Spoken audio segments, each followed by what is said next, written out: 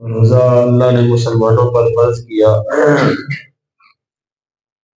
اور یہ روزہ صرف رسول اللہ صلی اللہ تعالیٰ علیہ وسلم کی امت پر ہی نہیں، پہلی امتوں کے لیے بھی روزہ تھا، لیکن اس کا طریقہ کار مختلف تھا۔ روزے کی یہاں پر بے شمار حکمتیں ہیں، ان حکمتوں کے اندر ایک حکمت یہ بھی ہے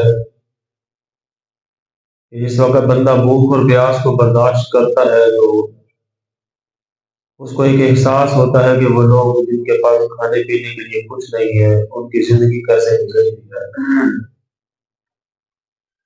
اور جس وقت سارا دن بندہ بھوک اور پیاس برداشت کرتا ہے، شام کے وقت جس وقت وہ دسترخوان پر بیٹھتا ہے تو اس کو اللہ کی نعمتوں کی قدر ہوتی ہے۔ ایک پانی کا گھونٹ بھی بندے کو بڑا اچھا لگتا ہے۔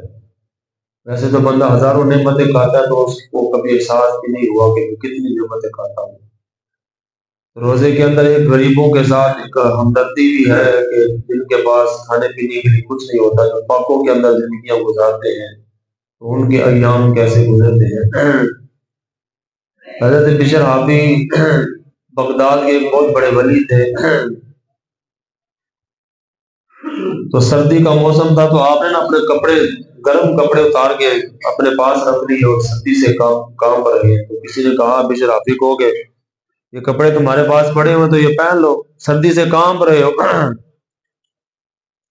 تو حضرت بشر حافی کہنے لگے یا اخی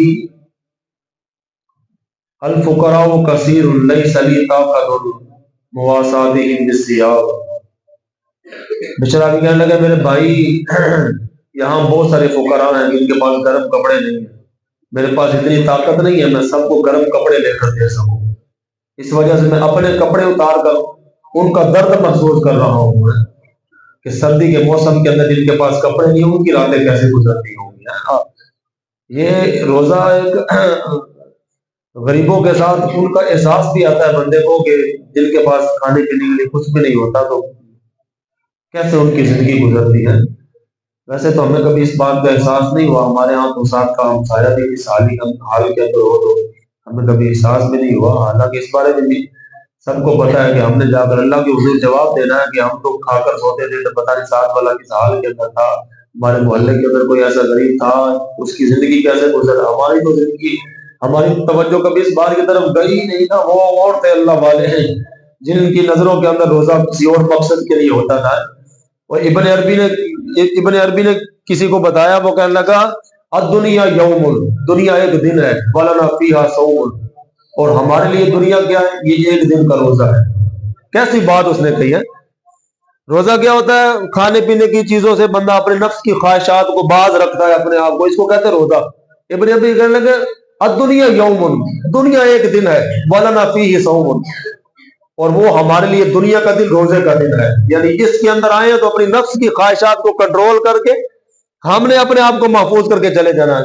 وہ جن کی نگاہیں دیکھو، وہ ایک صرف رمضان کی نہیں، ایام معدودات، گنتی کے چند دن ہیں جن کے اندر اللہ نے روزے کو فرض کیا، جس کو ماہ مبارک کہا جاتا ہے رمضان۔ ان کی نگاہیں کیسی تھی جو اللہ والے ہوتے تھے؟ وہ کہنے لگے یہ دنیا ہی ایک دن ہے، پوری دنیا ایک دن ہے، اور یوں سمجھو کہ ہم اس کے اندر روزے کے اندر ہیں۔ جس طرح روزے کے اندر بندہ اپنی نظروں کی حفاظت کرتا ہے، اپنے نفس کی خواہشات کی حفاظت کرتا ہے، یوں سمجھو دنیا کے اندر آئے ایک دن کے لیے، اور یہاں پر ہم روزہ رکھ کے اپنی نفس کی خواہشات کو کنٹرول کرنے کے لیے آئے ہیں یہاں پر۔ وہ لوگ تھے جو پوری دنیا کو اس نگاہ سے دیکھتے تھے۔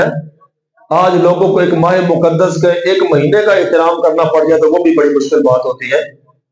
پرسوں چوتھ میں باہر نکلا ہوں تو میں نے افطاری کا وقت تھا صرف 15 سے 20 منٹ، میں نے دیکھا کہ ایک بندہ نا اپنے گھر کے باہر والی سائڈ پہ بنیرے کے اوپر آ کر چاولوں کی پلیٹ لے کر کھا رہا ہے اور ساتھ سامنے والوں سے باتیں کر رہا ہے۔ بہت میں نے کہا یار دیکھو یہ ہم مسلمان ہیں، روزہ بھی میں نے نہیں رکھا اور پھر میں نے کھانا کھانے کے لیے اپنی پلیٹ اٹھا کر میں باہر بنیرے کے اوپر آ گیا اور میں کھا رہا ہوں، ساتھ جب باتیں کرتا ہوں ساری باتیں دیکھنے والا گزرتا ہے، آواز آتی ہے اوپر سے اور پلیٹ ہاتھ کے اندر ہے، وہ کھا بھی رہا ہے۔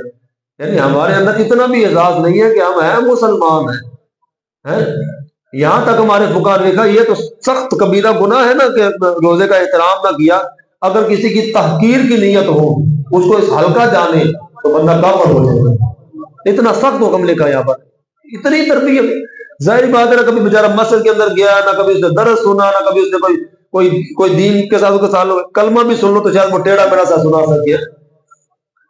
روزہ اللہ نے مسلمانوں پر فرض کیا ہے، وہاں یہ بھی فرمایا ہے کہ تاکہ تمہارے اندر تقوی و طہارت پیدا ہو جائے۔ صرف یہ نہیں ہے کہ بھوک پیاس کو برداشت کر کے بندہ صبح سے شام تک یہ کہے کہ میں نے کچھ کھانا نہیں ہے، میں نے پینا نہیں ہے، بس میرا یہ روزہ ہے۔ یہ روزہ نہیں ہے۔ حضور صلی اللہ علیہ وسلم نے فرمایا کم من صائم لیس صیامہ، کتنے روزہ دار ایسے ہیں جن کا روزہ سوائے بھوک اور پیاس کے کچھ بھی نہیں۔ کتنے روزے دار ایسے ہیں جن کا روزہ سوائے بھوک اور پیاس کے کچھ بھی نہیں، صرف انہوں نے بھوک اور پیاس کو برداشت کیا۔ جو روزے کی حقیقت تھی وہ اس حقیقت کو نہ پا سکے۔ اللہ رب العزت کے حضور دعا ہے، یہ بھی تو لوگ تھے جنہوں نے زندگی ایسے گزاری ہے۔ حضرت بشر آپ کے خود بہت بڑے گناہ گار تھے، شرابی بھی تھے، لیکن اللہ جن کو ہدایت دے، پھر زندگیاں ان کی گزری ہے، آج ان کی لوگ مثالیں بیان کرتے ہیں۔ پھر جنہوں نے دین پر جب چلے تو پھر ساری زندگیاں ان کی بدل گئی۔ ہم ان لوگوں کی باتیں پڑھتے ہیں سنتے ہیں، لیکن ہمارے دلوں پر اثر ہی نہیں کرتا۔ وہ دل بھی سیاہ ہو چکے ہیں، زنگ آلود ہو چکے ہیں کہ کوئی بات اثر ہی نہیں کرتی۔ اللہ رب العزت کے حضور کا، بزرگان دین کا خیر اللہ ہمارے دلوں کو، جموں کو صاف فرمائے۔